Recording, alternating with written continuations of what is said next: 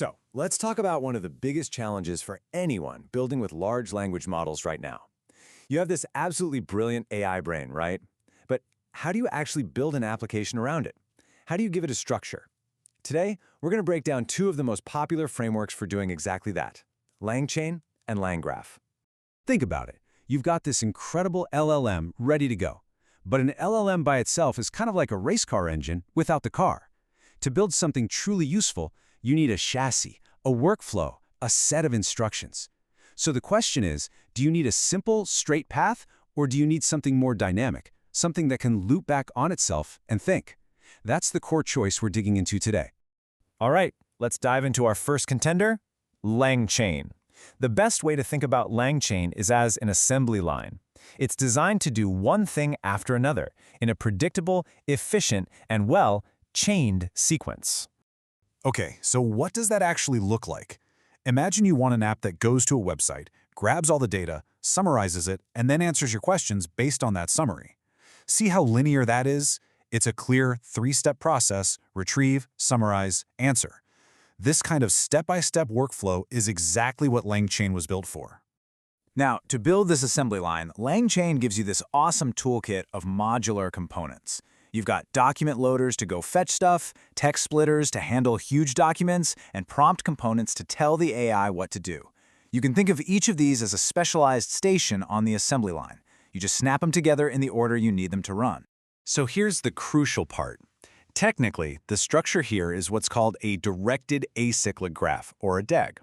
And that's just a fancy way of saying the process always moves forward. It's a one-way street. It goes from step 1 to 2 to 3.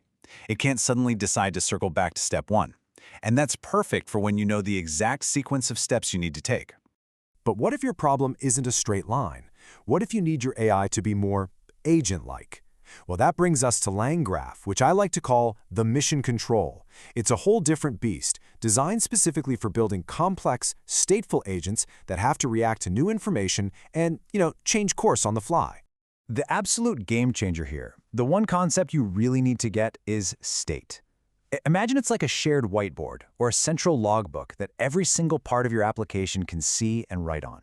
It holds all the context, like a to-do list or past conversations, so everyone's always on the same page. So picture this, a task management agent. A user's request comes into a central hub, a process input node. This node is like a smart traffic cop. It uses the LLM to figure out what the user wants and then routes that request to the right tool. Need to add a task? Boom, it goes to the Add Task node. Need to check something off? Off it goes to the Complete Task node. Each action is its own specialized station.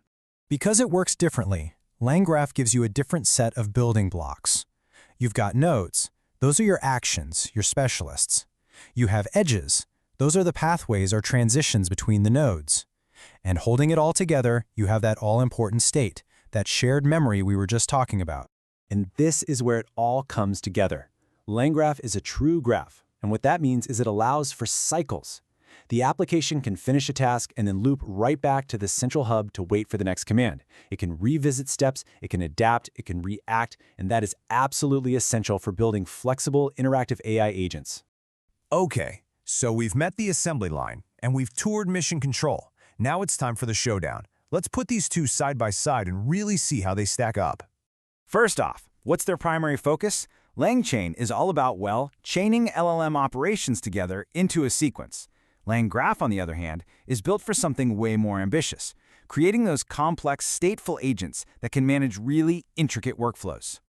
And that difference in focus leads directly to their structure.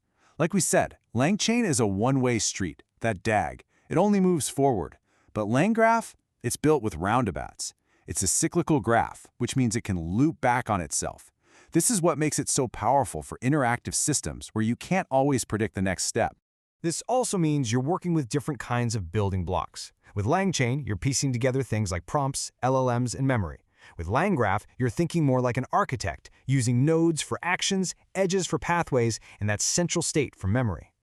And that brings us to what is probably the biggest difference of all, state management. LangChain does have some memory, but it mostly just passes information forward along the chain.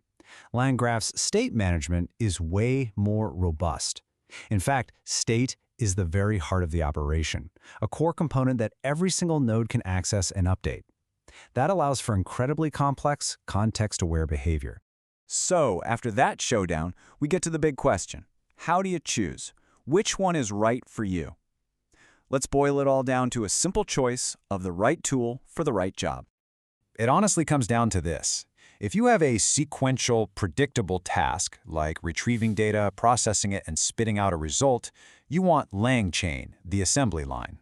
But if you're building a complex, interactive agent that needs to adapt and remember things over a long conversation, like a virtual assistant, then you absolutely want LangGraph, the mission control. And really, that's what this is all about. We've moved from simple, straight-line chains to these complex graphs where an AI can actually loop, learn, and remember. The tools are becoming ridiculously powerful, giving AI this incredible new level of agency and flexibility. So the only real question left is, what are you going to build with them? Thank you. Share and subscribe to Learn AI for more AI insights.